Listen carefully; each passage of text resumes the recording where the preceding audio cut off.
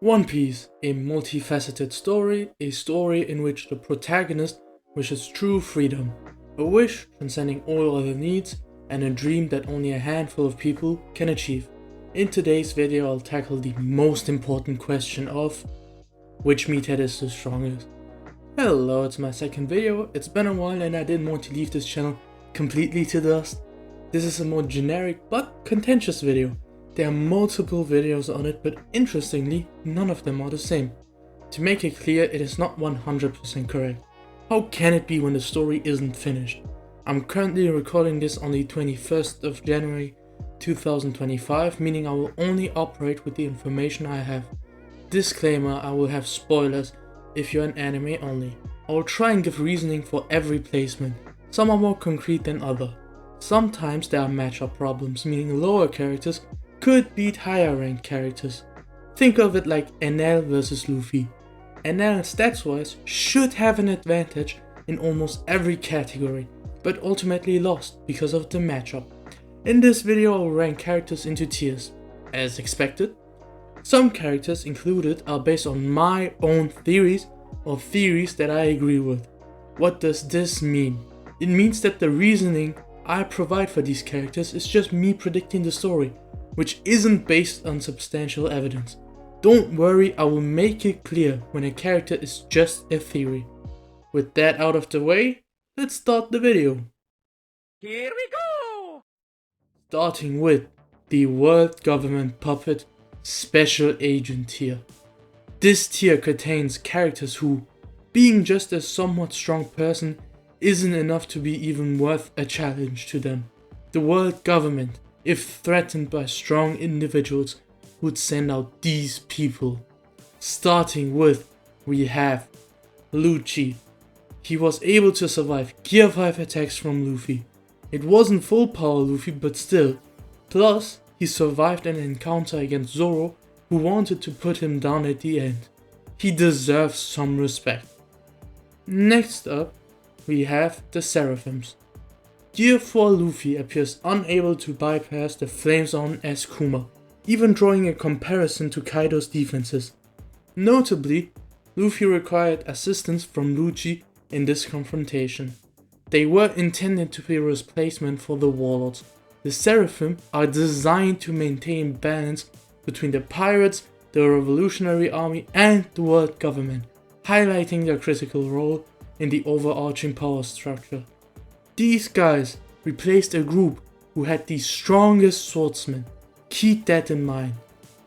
It's been stated that Esper is the greatest Seraphim out of all of them. Personally, I think there shouldn't be a massive disparity, but if somebody has to be the greatest, it's going to be Esper. With them out of the way, we are already going one tier up. We are now in the Yonko Commander tier. Characters in this tier not only can survive Yonko level attacks, but can do significant damage to them, which I can't say for the previous tier. The first character that I have is already my first theory character. It's going to be Boa. The reason I have her in my list is because she is still regarded as dangerous even from somebody like Blackbeard, somebody who is known to underestimate opponents during fights. The big reason why I consider her strong is because I think that she's stronger than her Seraphim. She kind of has to be. Amazon Lily is dependent on her strength, and if she easily falls due to her Seraphim, it would lead to the demise of the island. Underestimating her would be a fatal flaw. Next up, I have Barney. Despite some peculiarities, Barney showcased remarkable strength during the Egghead arc, consistently overpowering a Vice Admiral and demonstrating solid combat prowess. Her unique ability to age manipulate, as seen when she turned Luffy into an old man, stands out significantly. The fact that Luffy couldn't negate this transformation with his own Haki suggests that either that her powers, like Boa's, cannot be countered by Haki alone, or that Luffy's Haki wasn't sufficient to resist her ability. It seems that only a transcendent level of Haki beyond Luffy's could potentially break free from her control. You might question why Barney is above Boa Hancock, as both possess extraordinary abilities. However, the key distinction is that Bonnie gained access to Gear 5, or at least a pseudo version of it, by the end of the Egghead arc. This represents a significant enhancement to her abilities, something Boa currently lacks. If Boa were to receive a comparable stat boost, it would warrant her increase. Above Bonnie, we have my second theory character, Crocodile. Again, just like Boa, I think he's above his Seraphim counterpart. In the Stampede movie, Bullet and Crocodile apparently were rivals, the same Bullet who was apparently on the same level as Rayleigh in the past. To be clear, the current version of Rayleigh should be the weakest version. What can the current version of Rayleigh do?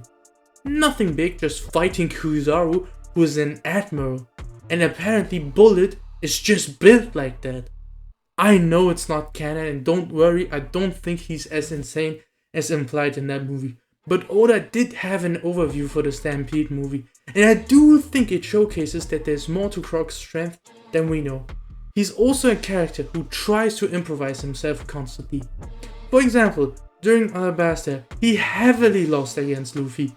Even if you think the fight was unfair, understand this: Luffy during Enies Lobby would annihilate anybody in previous arcs, except heavy hitters like Mihawk or Shanks or whatever, which includes Croc.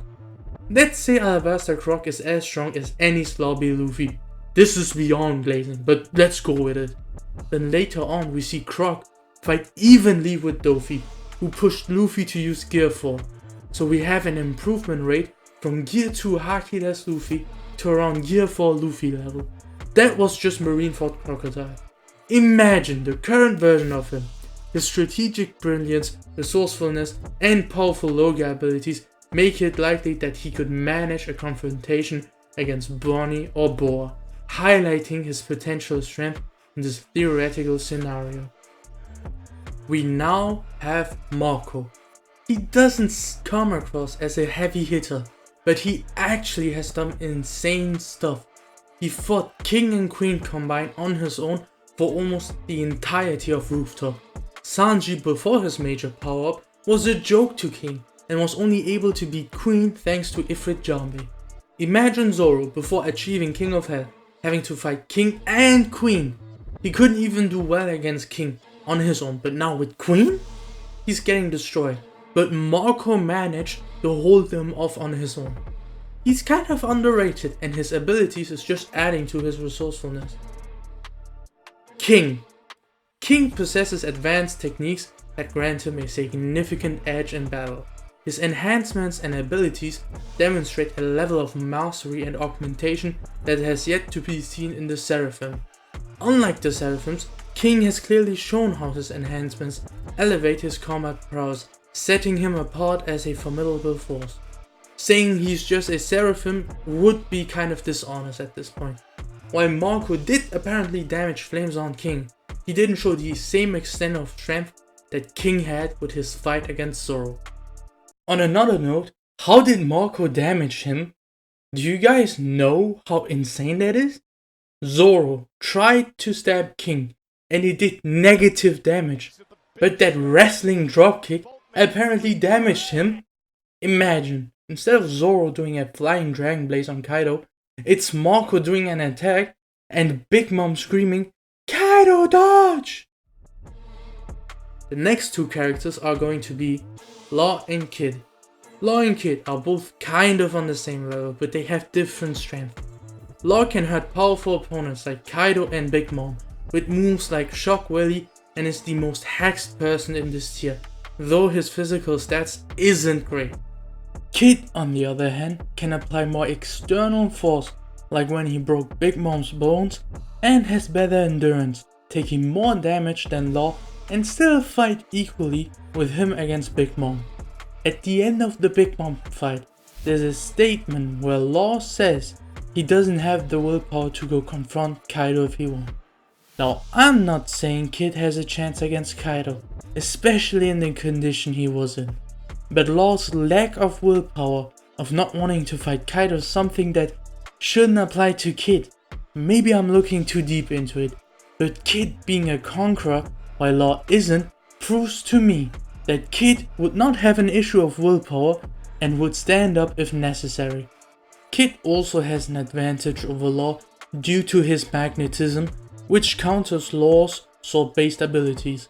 His Assign ability is a technique not to be underestimated. For those reasons, I give the edge to Kid.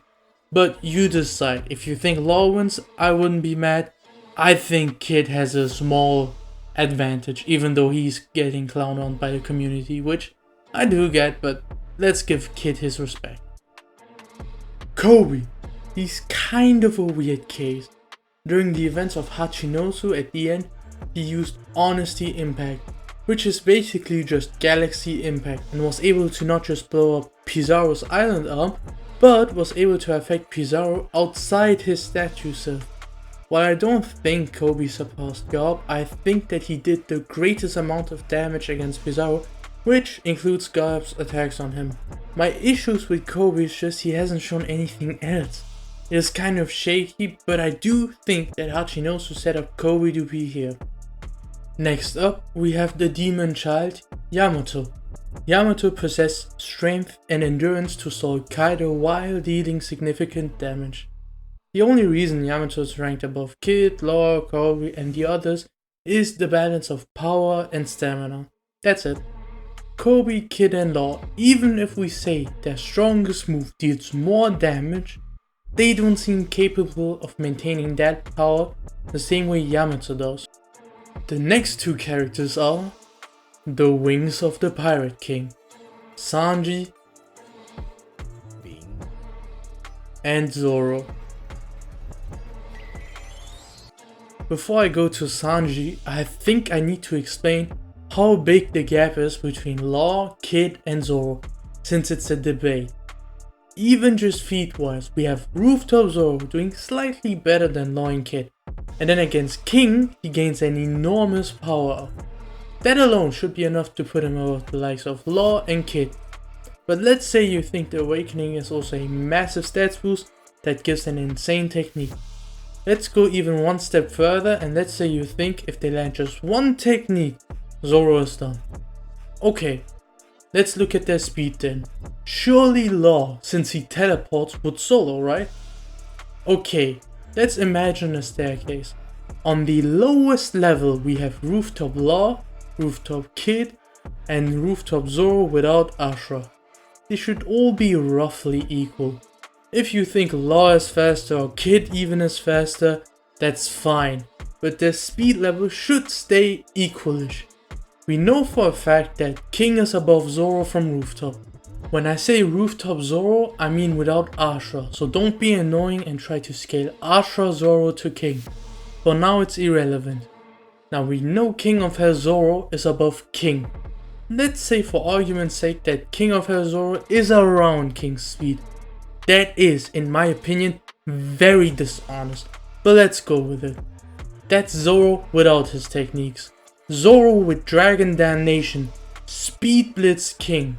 So Zoro Dragon Damnation is a level, a stair above King. You think I'm done? No. Zoro should hypothetically still be able to use Ashura with King of Hell. Now to be fair, that's some fanfiction stuff. But it's not as if he's incapable of doing that. That will put Zoro a tier above. Again! Wano Zoro has 2, maybe 3 tiers worth of higher speed than Rooftop Law and Kid. Now tell me with a straight face that the Awakening can keep up with that speed. Ya can't. Now to Sanji. German Awakening Sanji shouldn't be far behind Rooftop Zoro, at least without Zoro's advanced techniques. Sanji's regeneration is a key factor and he performed decently against Queen before Ifrit. Zoro before his power up against King was struggling.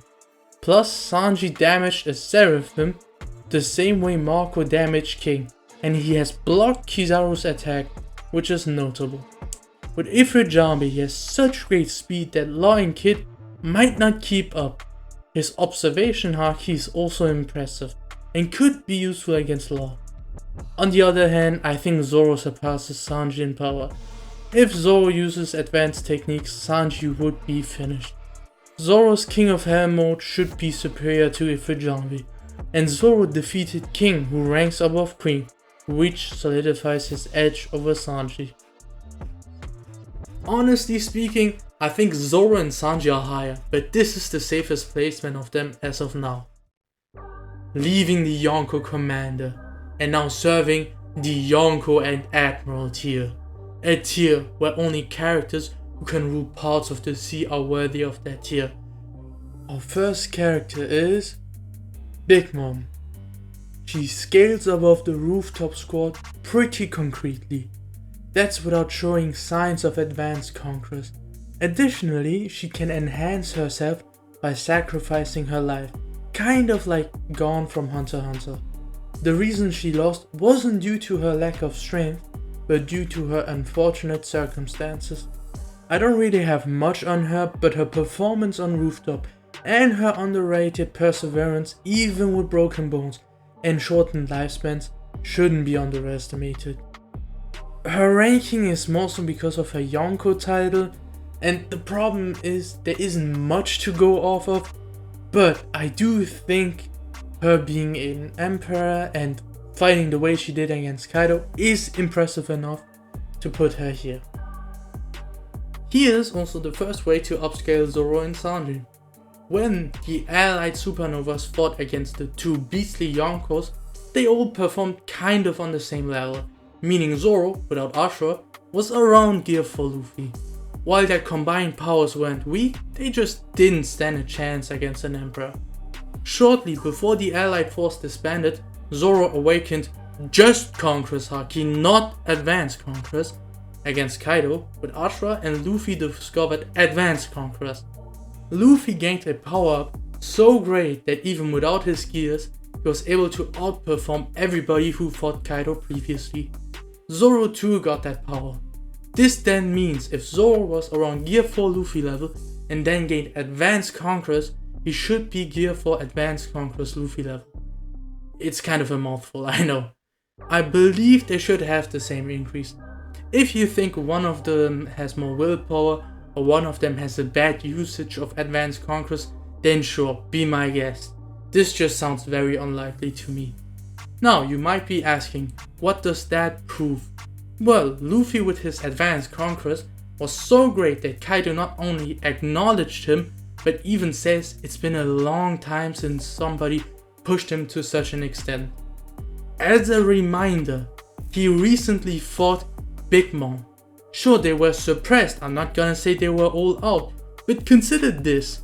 Luffy with just his Haki alone, and no special technique, and no gears, has shown greater strength than Big Mom with her Haki and restrained abilities, meaning she was suppressed but still used them. I don't think it's outlandish to think that Luffy's Haki already eclipsed Big Mom's Haki when he gained Advanced Conquerors.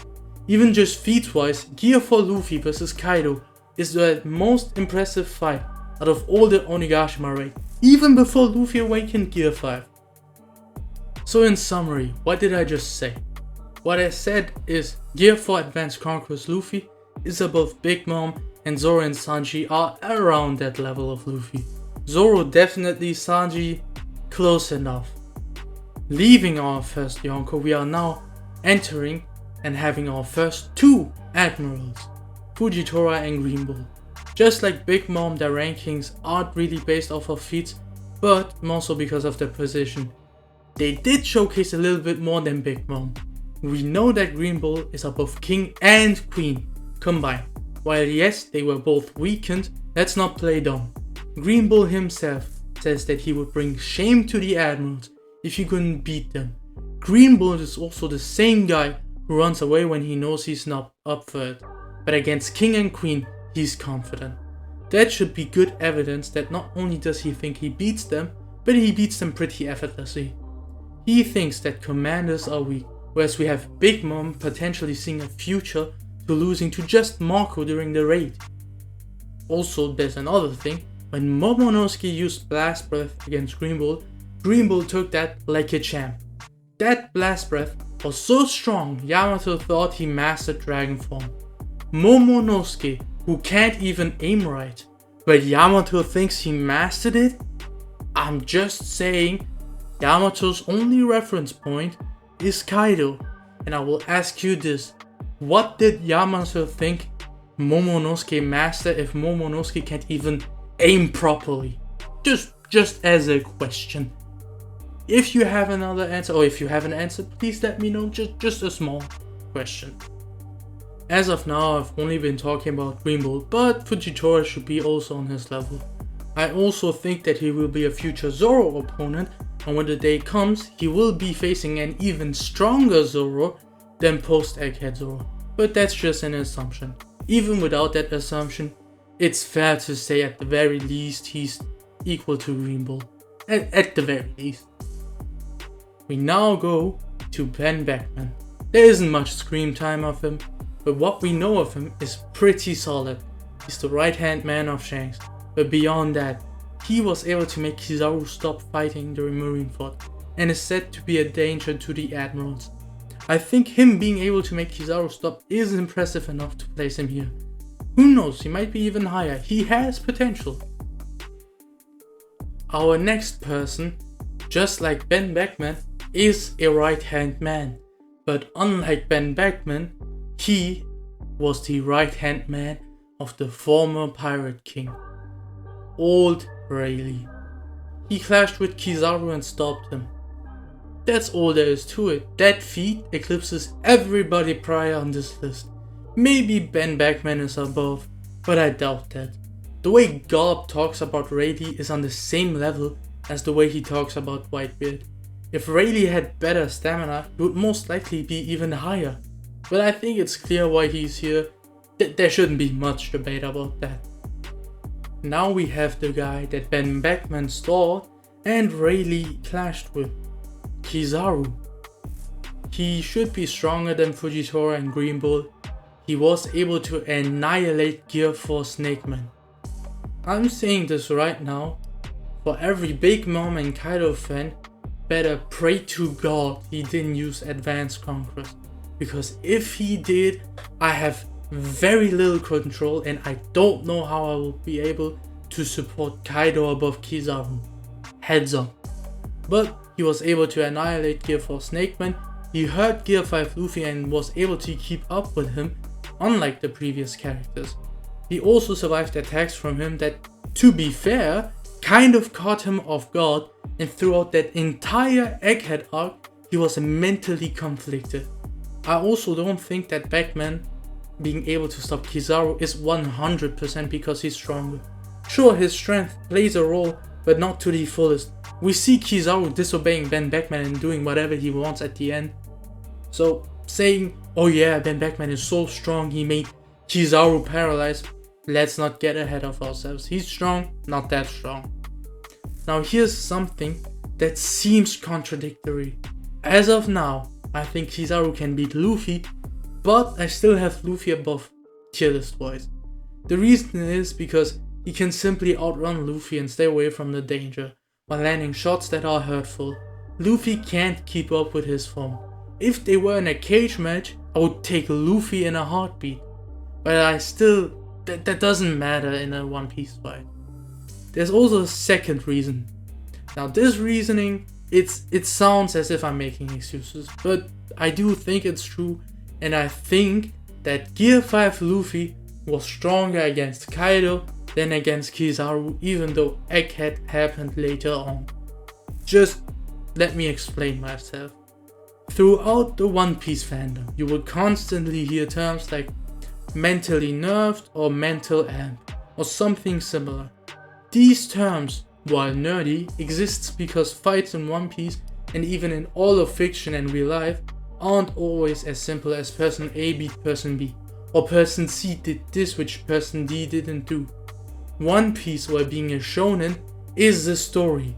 Fights and conflicts are created because the plot, the story and or the lore demands that those fights take place. That means there's context to fights. Let's take Luffy vs Arlong. That fight exists because Luffy wants to stick up for Nami as a friend and recruit her in his crew as his navigator, whereas Arlong looks down on every creature besides the fisherman, which fuels his hatred towards Luffy, and also wants to use Nami as a slave. that fight didn't just exist because Oda just wanted to make a cool fight. It was a cool fight, but there's a bit more to that. What's the point of me mentioning all of this? The point is to say that in a fight, there might be more than just seeing character A beat character B. Let's look at Annie's lobby. We got a statement from Nami saying that if the Straw Hats know what they're fighting for, their strength will be infinite. Now look, it's not meant to be taken literally. Do not give me some BS take of, oh yeah, Usopp would solo fiction. I mean, okay, that is true, but Chopper would solo fiction. I don't want to hear it. What this shows is that the performance is better when they know why they fight. This shows that the mentality of a character during a fight can explain why they perform a certain way. At the end of that arc, we have Lucci versus Luffy. Even though Luffy knows what he's fighting for, he almost lost. But we know Luffy won at the end. How did he manage to do that? We see Luffy on the floor, but then out of nowhere, Usopp is encouraging Luffy. Next thing we know, Luffy quickly recovers, clashes with Lucci, have a flashback moment, and overthrows Lucci. What do these events tell us? It tells us that Luffy was able to come back from falling and gained a strength that prior in this fight he didn't show, even though he should be in a worse state than when he started the fight. How does this make sense? It's not as if he drank a magic potion or went Gear 4. This is where the term mental end comes from. What happened is that Usopp's speech motivated and fueled Luffy's desire to win so much that not only did he recover, but achieved strength prior he didn't have. You can look at it as a form of plot armor, but that plot armor is consistent every time a character is cheered on. You can view it as a meta power up. Now to Gear 5 Luffy. Why do I think he was stronger in Wano than in Egghead?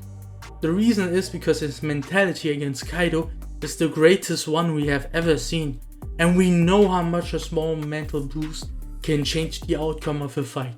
Throughout the story, ever since Dressrosa, Luffy was confronted by Law saying he would need to fight Kaido if he defeats Doflamingo. Already Kaido is brought up as an issue to Luffy. He probably forgot, but it's already the first instance where Luffy has to be confronted by Kaido. Next up, we continue in the story and we arrive at Zoo. At the end, Momonosuke was crying and wailing on the floor, begging Luffy to defeat Kaido. The same Momonosuke who Luffy views as his smaller brother at the end. We continue to Wano and Luffy sees how Tama and the nation is being treated and is getting more heated. He confronts Kaido and gets bonked to death. When he arrives on the rooftop, he sees Kinemon, another close person of him, almost dead. He reassures him and says he will carry Wano.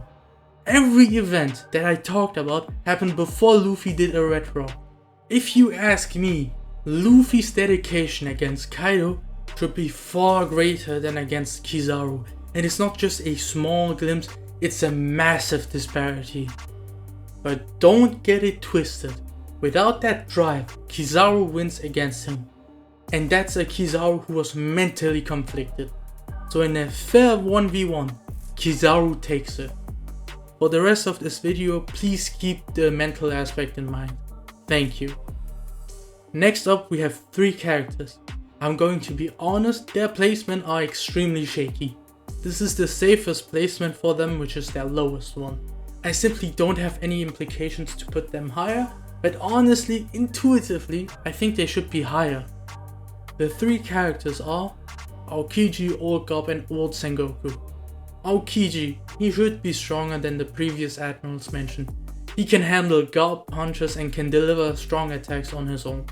Furthermore, freezing can immensely slow down opponents, especially if your opponent is Big Mom who is already slow. He was also mentally conflicted against Garp, showing there might be more to him. Above him I do have current Garp. Garp just did better against Kuzan. Sure, it was against nerfed Kuzan, but where should I put him? Is his normal self enough to beat Garp? I honestly don't know. Prior to Garp getting stabbed, he got heavily dominated. There's no relativity there. When he got stabbed, we saw Aokiji equal out Garp. The conversation is now, who do you think had a bigger handicap? Garp with his wound or Aokiji through his moral dilemma? I honestly don't know. You decide. If you have Aokiji higher than Garp, and even higher than where I put all three of them, it's fine. But we can both agree it's not concrete Aokiji's placement. Now, with Sengoku. For everybody, please calm down. I actually think he's above current Garp. Because thanks to his devil fruit, his strength ages more graciously than Garp's. Garp is just a physical guy, and we know he's been losing that in his old age. Maybe I misremember or missed something, but you can't really outage devil fruit abilities, at least not when you stay in shape unlike Moria. To make it clear, these are the old versions of them, not their prime. Don't take it as Garp disrespect. Him losing his strength over time is something that Garp himself emphasizes. That doesn't mean he's weak, just a smidge weaker. Our next character is finally a pirate again. So now we have Oden. He's not only equal to young Kaido, but he was above him. I see people trying to say because he lost, Kaido in his younger days and Oden were on the same level. They were not. Oden annihilated him. It wasn't close. Imagine if Zoro or Sanji only used one technique on Gear 5 Luffy, and not only would they leave a permanent scar, but they knocked him out of Gear 5. Now Kaido is currently stronger than when he confronted Oden, but Oden is strong enough to kill him in his Dragon Form. In chapter 993, Kaido would have let the Scabbards kill him, but they were not strong enough. The implication is Oden was or Oden is strong enough to kill him. Saying Kaido eclipsed him would be just dishonest. Now, small side note, if you think Zoro taming and mastering Enma means he's as strong as Oden, then you could put Zoro and Sanji here. Honestly, no. At least not the Wano version. If you think Egghead or now in Elbaf, they're strong enough to beat Oden, then sure. That would be insane glow up, that would be an insane power up, but okay. Above Oden, who would have guessed? It's Kaido. Now I have him slightly above, but they should be like on the same pedestal if you ask me. Kaido, the reason I have him a bit higher than Oden is he has the Flaming Dragon power, which just scales above any other version of Kaido we've seen. Oden doesn't scale to that Kaido, but he does to other Kaidos. Now he does have the strongest creature title, and as you may have noticed, I have other people above him. Don't worry, I will talk about it later on, just give it some time. Leaving the Yonko and Admiral tier, we are now entering the God Valley Warrior tier. Our first entry is Whitebeard from Marineford. Look, I know it's an insane placement, just listen. He was wounded before even fighting the Admirals on Marineford and performed way better than Garp did when he got stabbed. He fought Akainu and they were both equal-ish, at least when they clashed. He also has Haki, just probably not that strong. The reasons I have him above Kaido is it's just he's stronger. Simple, his Devil Fruit solos, Sengoku considered Whitebeard as the most dangerous. The moment Kaido was confronted by somebody stronger than him, he got destroyed. Whitebeard, while yes, he was strong at first, was losing his strength and had to confront people with insane abilities, meaning very quickly he became the underdog, and he still performed leagues better against them than when Kaido fought Luffy. Whitebeard has shown better stamina while having an illness. Kaido had alcoholic breaks, Whitebeard had no breaks during his fight. Honestly, I think Whitebeard is just underrated. Also, I forgot to say he's the strongest man pre-time skip. Forgot to mention it, my bad. For the Kaido fans out there, here's a way I see Kaido winning. It's like how Kizaru won against Luffy, outlasting. If Kaido can outlast Whitebeard Gura punches, then sure, he might win. Short term wise, Whitebeard solos. Above our previously known strongest man, we now have our protagonist, the man who beat the alleged strongest creature, Luffy. I already explained previously why I think Wano Luffy is the strongest. Simply put, his peak just heavily surpasses Kaido. I think the gap between Kaido and Luffy is bigger than between Old Beard and Kaido. Plus he has cool abilities aiding him in combat. Simple enough. Now above our protagonist, we have our two God Valley warriors, Prime Rayleigh and Young Figureland. Rayleigh's old version was able to fight Kizaru, so already his prime solos Kizaru. Furthermore, it is reasonable to say that Rayleigh was the strongest member of the Roger Pirates, which includes Oden, while previously established as somewhat equal to Kaido. The reason why I have Rayleigh above Marineford Whitebeard and Gear 5 Luffy is not only should he have strength to somewhat keep up with them, but he shouldn't have any stamina issue. For Figureland, Oda considers him strong, and I think that during God Valley he was fighting alongside Rayleigh. Not as a buddy, but like fighting the common enemy. But that's just a theory. Young Figureland on this tier list is a theory, keep that in mind.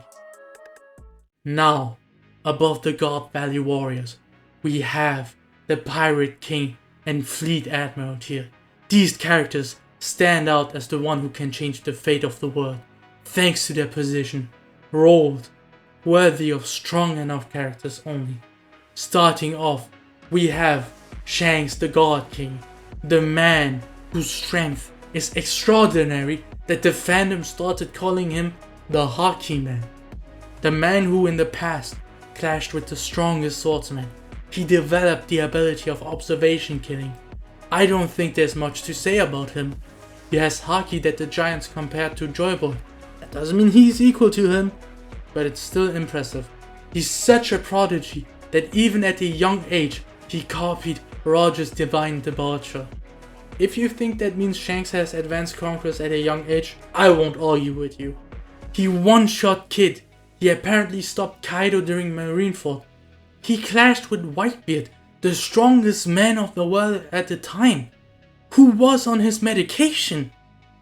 Now, these feats are just impressive. There is a source comparing Shanks to the Pirate King, saying he would be the closest man to that title.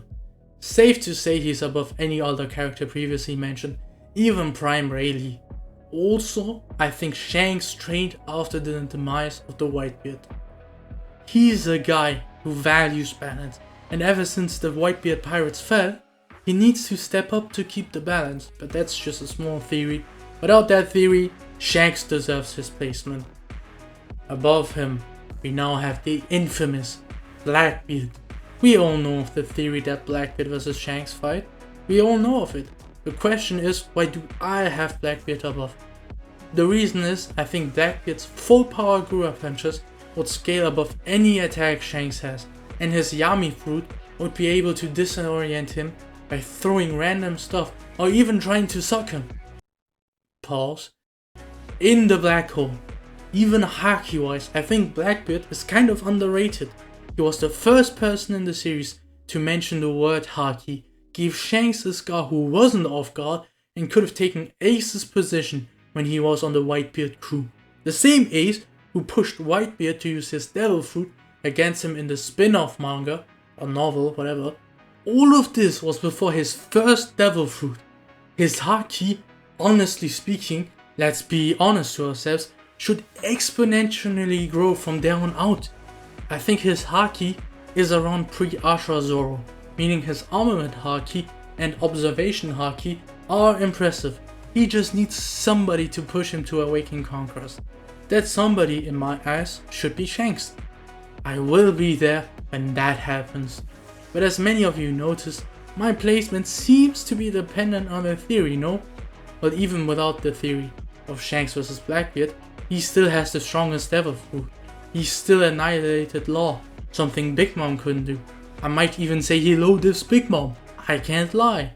He still has a dangerous Logia, He was prepared to fight Luffy, who became the Emperor. Let's not play dumb here. If Blackbeard can do simple 1+1, he would know, oh, Luffy is the Emperor. The other two supernovas are not.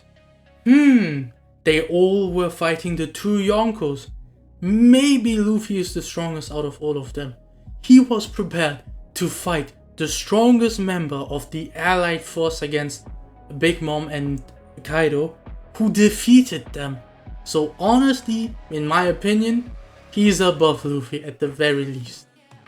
The next three characters are Sengoku in his prime, Shiki in his prime, Garp in his prime, and Roger the Pirate King himself. I don't think I need to explain why they are above, do I? Roger is the Pirate King, Sengoku, Garp and Shiki can fight him.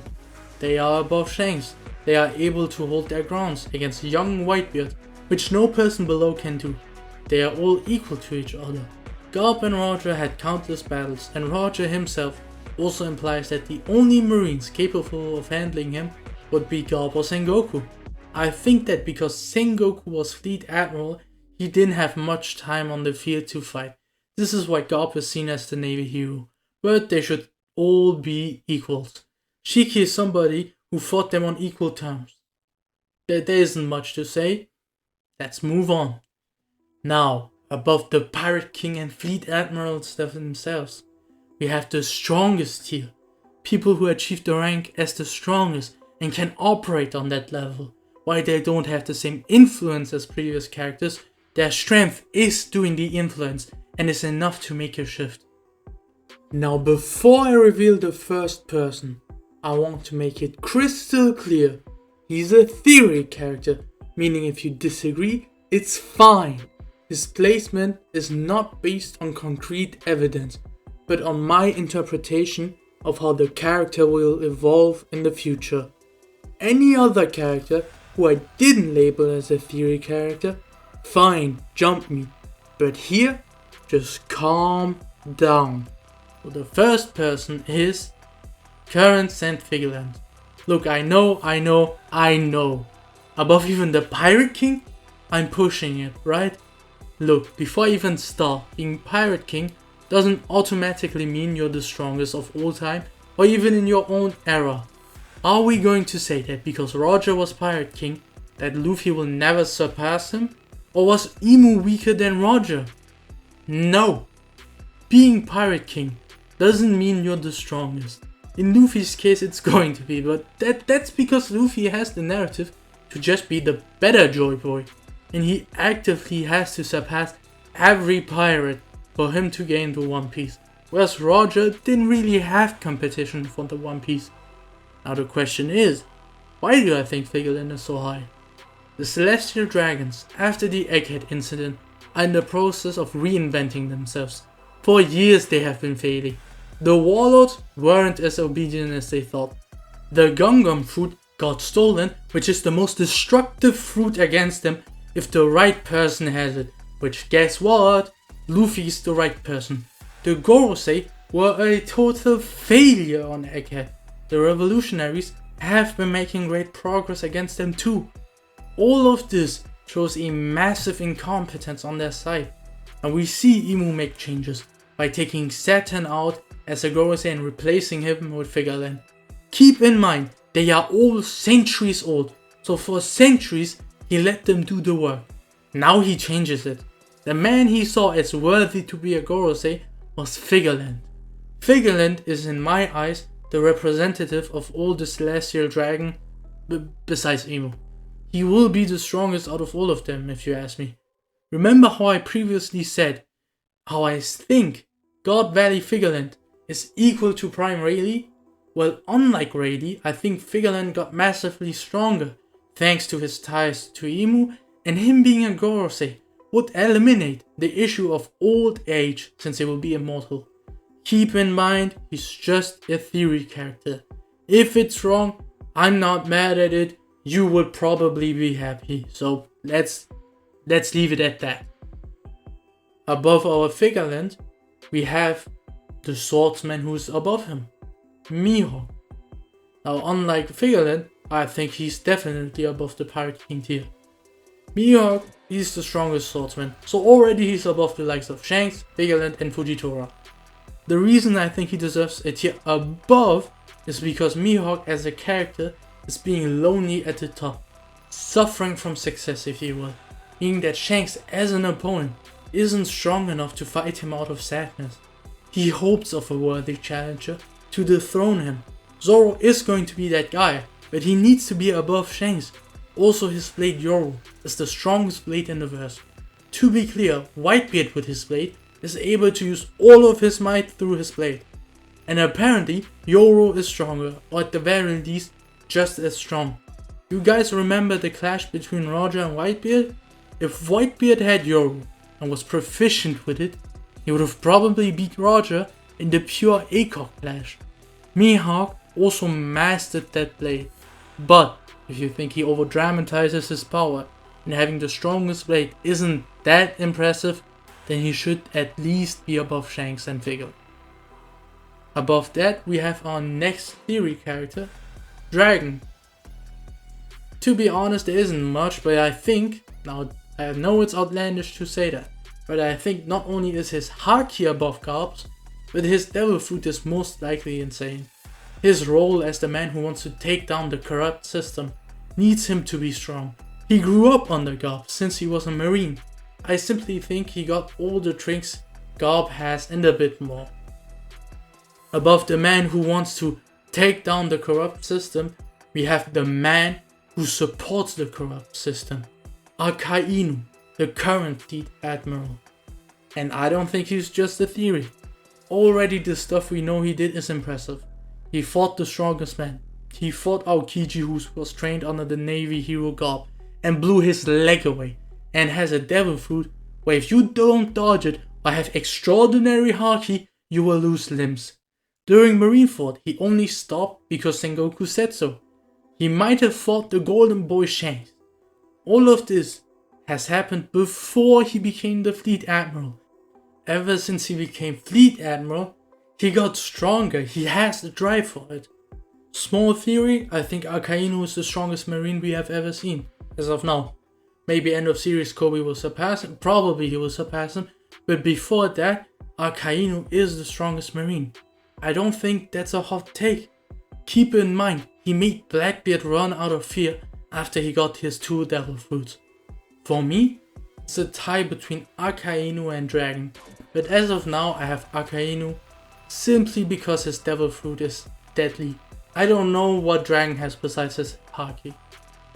Above Akainu, we have Prime Whitebeard, Young Whitebeard. Look, Akainu might be the strongest marine ever, but there's no marine that we know of that is equal to Whitebeard. Plus, Whitebeard got the title of being the strongest for a reason, so yeah. Plus, how poetic is it that Prime Whitebeard is above Akainu? Just great. Now, finishing off that tier with somebody of Roger's era, Rox D. Zebek. He is considered the strongest opponent Roger fought, which includes Whitebeard. Pretty straightforward, there isn't much to say. Before entering the God tier, there are 2 things I have to talk about. First is about Kaido.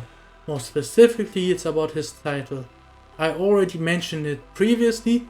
Personally, I think that exists purely because of rumors, unlike Mihawk, who is stated to be the strongest swordsman in actuality. Kaido is a fraud in my eyes, but he still has that title. So if we take that title seriously, what does that mean? Scenario R.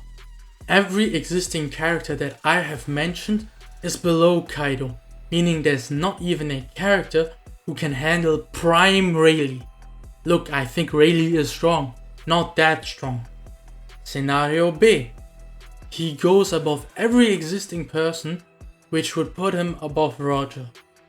And in both cases, Luffy is still above him because his strongest creature title doesn't mean that it applies to current Luffy.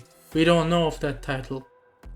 Both scenarios are stinky, but again, he has that title of the strongest creature. I gave you these scenarios out of fairness. The second thing is about the Gorosei. I intentionally didn't talk about them because they are way too vague. They have statements that are insane, like Jinbei sensing the strongest haki from them and Luffy hurting himself while launching a red rock. Not even Kaido was this durable. But then they have the worst performance ever, even worse than Kizaru, who was facing a mental struggle. They got held off by giants. Kuma intercepted them. They seem to be afraid of Kaido. It's just way too flip-floppy between them being the strongest opponent Luffy fought and them being weaker than Kizaru. For that reason, I'm not even gonna rate. Now, to God tier. Our first contestant is the God of the Blade, Ryuma. He's very vague, but as of now, he's the strongest swordsman in all of history, including Mihawk, in my eyes. His legacy was so impactful that centuries later, the world government is still afraid of the samurais, knowing a Yonko is about to enter that country. In his one-shot manga, I know it's not canon, but it still gives us somewhat of a clue who Ryuma is. Ryuma has the heart of the greatest warrior. I also think that when Zoro achieves his dream, he'll basically be an improved Ryuma. There was even a small comparison made between him and Joy Boy. And our top two is Joy Boy himself and Imu. I think it's fair to say they are the top of the first as of now. No need to elaborate. I don't think I will elaborate. They are the top. Now, before finishing off this video, I have honorable mentions. They are not in a specific order, but I think I didn't put everybody there, and I think mentioning them would appease some of you people. The first one is Katakuri. He's the strongest member of the Big Mom Pirates, has Future Sight, which only strong characters can achieve, and pushed Luffy to awaken it. He'll probably stay as the strongest pirate of the Big Mom Pirates, meaning if any of the Big Mom Pirates happen to have an insane feat, in the future Katakuri will scale above that. Next up we have Queen. He's the second strongest of the Beast Pirates behind King, and somewhat scrapped with Big Mom. It doesn't scale him to her, but it's something. Next up we also have Ace. He's kind of a weird guy. He made Whitebeard push to use his Devil Fruit on him. He potentially has Future Sight, depending on how you view that panel, and has subconsciously used Armament Haki. No idea how that works. No idea. And also during Marineford, he somewhat kind of clashed with Aokiji. Above Ace, we have Magellan. Pretty straightforward, he's destroyed Blackbeard, the same Blackbeard who won against Ace. Now, our next contestant, she's kind of underrated in my eyes. It is Nami. She has Zeus, a power from a Yonko, survived an Ultimortar that made Luffy think he needs Gear 4 to handle her, and can use illusions to make distractions. She's one of the few characters where I think she can fight many tiers above her actual strength.